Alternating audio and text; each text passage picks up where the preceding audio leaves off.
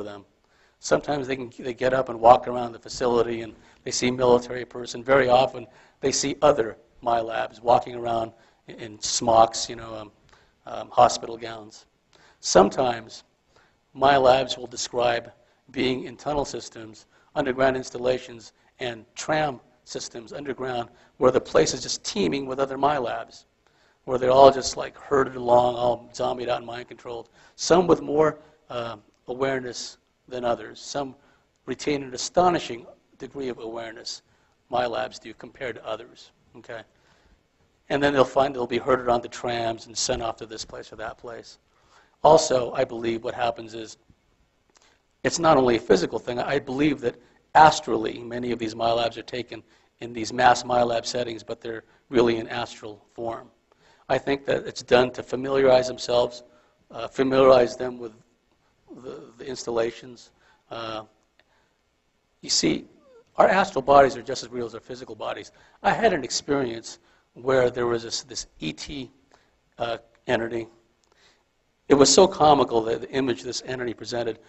It was a short, grayish-looking entity with a rumpled face, and I kid you not, it had like a nurse's hat on, and it had a crooked wig. Corny as it sounds, it's true. And I was laying on this table, and it was just like I was in a doctor's office. I was fussing. I didn't want this entity to mess with me, right? So it grabbed me in a place which I don't mention in order to subdue me. And then the moment I calmed down from that, it boff, injection right in my upper left bicep. And I remember getting off the table, walking outside of the clinic, and then I remember feeling the puncture wound on my left bicep with my index finger. It was real. Then the phone starts ringing in my bedroom, and I'm thinking, okay, I'm over in this other place feeling this puncture wound in my index finger, and yet the phone is ringing. So I'm either in two places at once or something weird is happening. So I woke up, answered the phone. It was an abductee friend of mine. Now, the long and the short of it was there was no longer any puncture wound on my left bicep, but the pain still lingered as if I really was injected.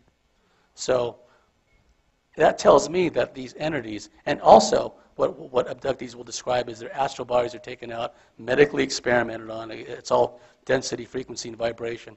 Remember, Tesla said with resonance, everything is possible. These entities, various entities, apparently understand this to a degree that boggles our mind. But anyway, these people will be taken astrally out of their bodies, medically experimented on, and in the same places their astral bodies were experimented on, they wake up with bruises on their physical bodies. So, I don't even try to explain that. I just know that it happens. So the point I'm making is the deep black elements of the military know that humans have this ethereal astral capability, and they utilize them as these astral operators, for lack of a better term. I had another question related exactly to that. I understand there's government research along these lines in being able to extract a person's soul from their body, kind of like to create a zombie or whatnot, but that they've created some kind of electromagnetic containment or something, and they're able to contain a soul in a container. Cage.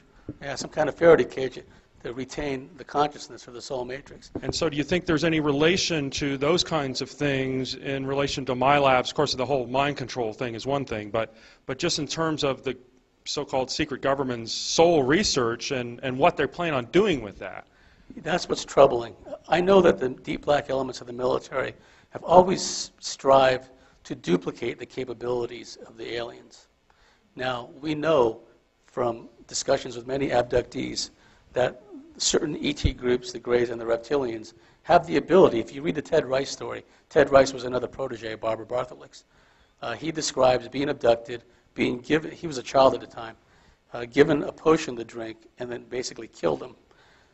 And when he was in the process of dying, the entity somehow transferred his consciousness into a black box.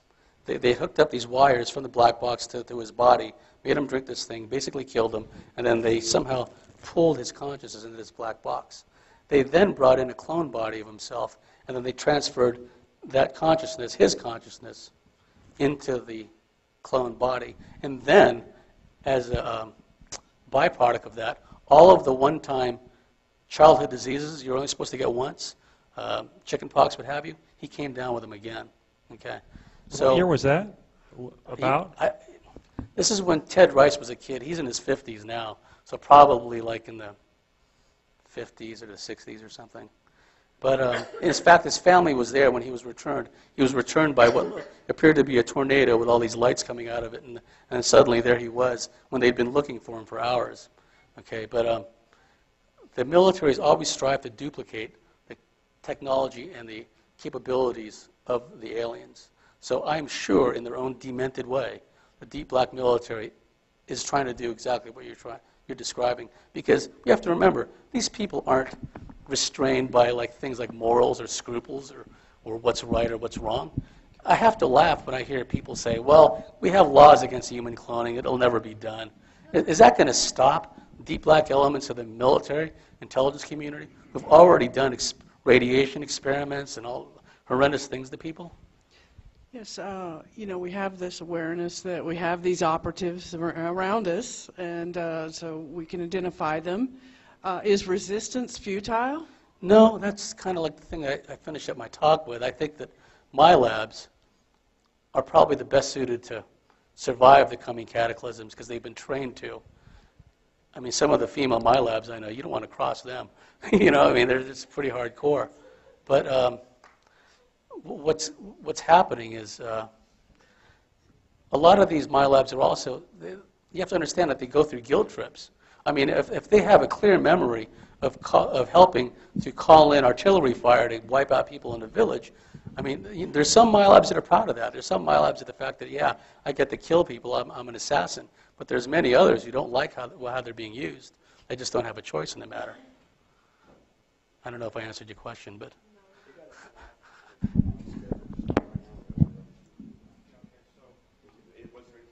Oh, no, that's about it. Yeah, thank you for sticking around. I appreciate it.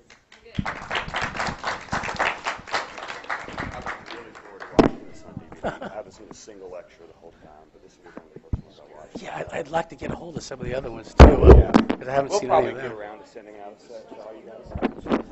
Oh, I can give you my